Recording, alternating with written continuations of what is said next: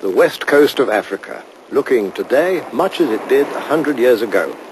At that time, the old evils of the slave trade had become a distant, though disgraceful, memory.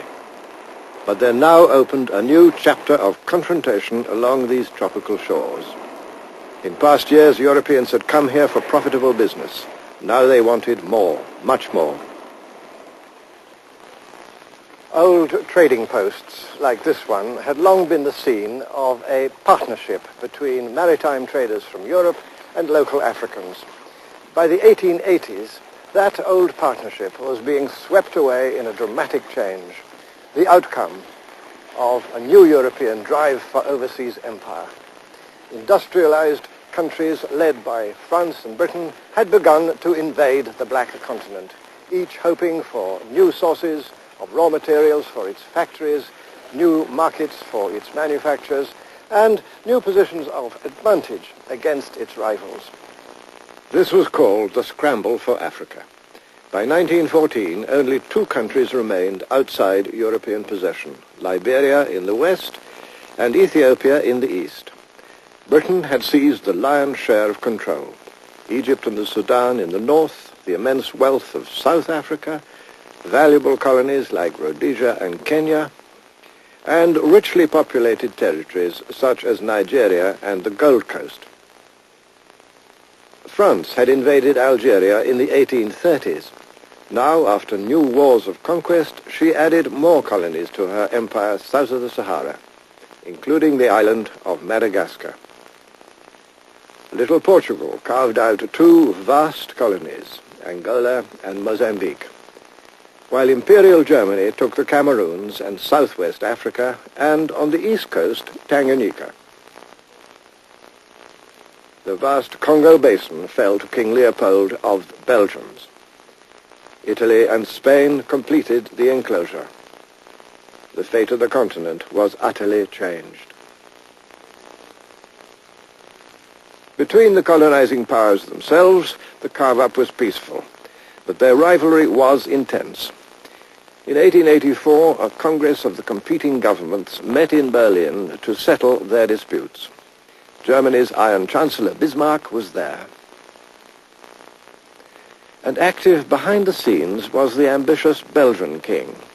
He spoke for them all when he said, "I am determined to get my share of this magnificent African cake." Any power that could occupy African soil could effectively claim it.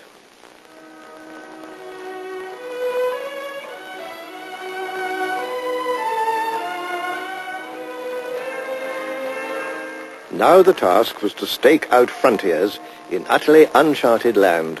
Said the French Prime Minister, "We have embarked on a gigantic steeplechase into the unknown." The British Prime Minister Lord Salisbury was to say of this period, "We've been engaged in drawing lines on maps where no man's foot has ever trod. We've been giving away mountains and rivers and lakes to each other, only hindered by the small impediment that we never knew exactly where we were."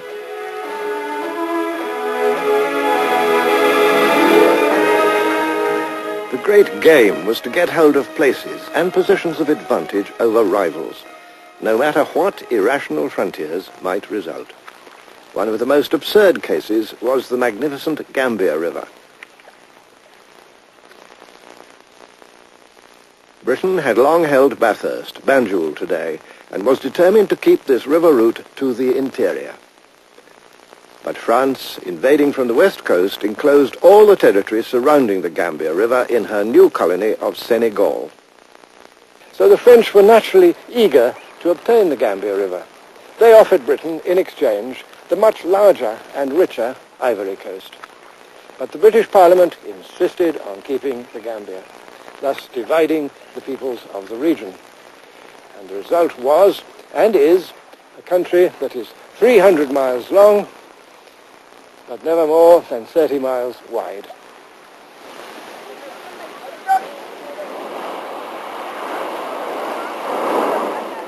What the African inhabitants might think of this colonial carve-up was never asked. The European idea, in the words of one British governor, was to seize African territory and then, as much as possible, rule the country as if there were no inhabitants. In fact, European contempt for Africans now reached new depths, and no wonder. For how otherwise than by asserting that Africans were helpless children, lazy savages, could Christian Europe justify taking their countries away from them?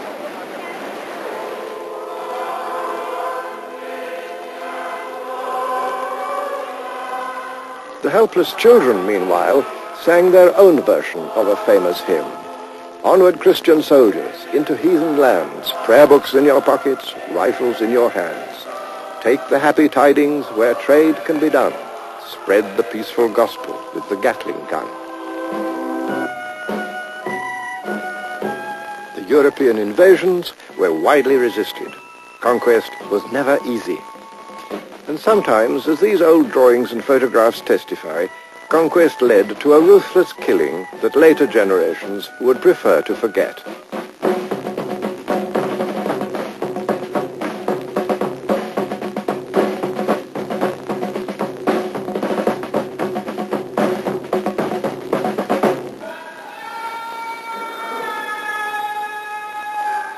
Resistance took many shapes. In French West Africa, a focal point was found in Muslim loyalties. Many heroes, still unforgotten, came on that scene. Some, like the Senegalese religious leader Ahmadou Bamba, offered the way of peace, but were still sent into exile. Others, like the fierce warrior leader Samori, fought off French attack after attack, and was crushed and exiled only after years of war. Death took many, strong or weak. With the skulls of earlier wars displayed in their capital, Kumasi, the powerful Ashanti nation ruled over most of modern Ghana. Led by their kings, who had the title of Asantehene, they'd long defended their country against Britain. But now they desperately wanted a peaceful settlement.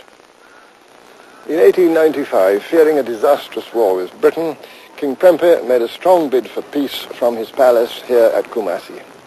He offered the British the right to establish in Ashanti a chartered company with all the concessions, the privilege that such a company could possibly desire.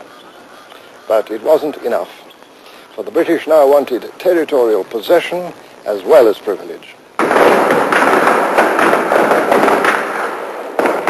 The Ashanti nation had already fought long, hard battles against the British. But this time, in 1896, they decided to surrender.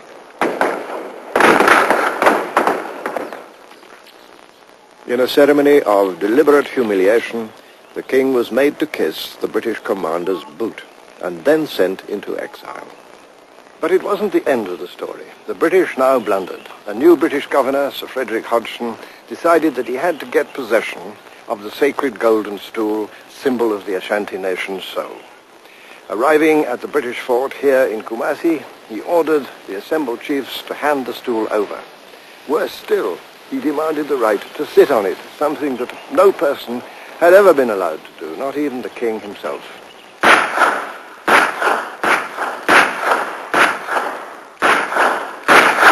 To Hodgson's final insult, the Ashanti replied with war. This little fort at Kumasi is what the British had built, just in case, and now they sorely needed it. The few dozen British inmates of the fort were besieged for months and had to eat rats to stay alive.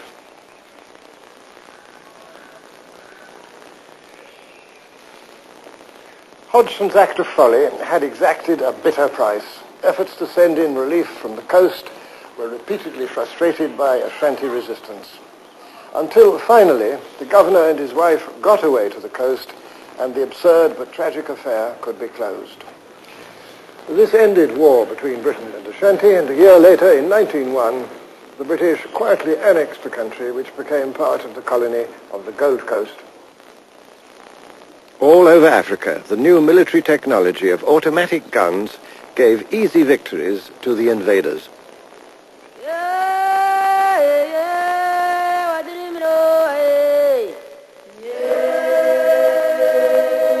Countless resistors died, many thousands at the single battle of Omdurman in Britain's conquest of the Sudan.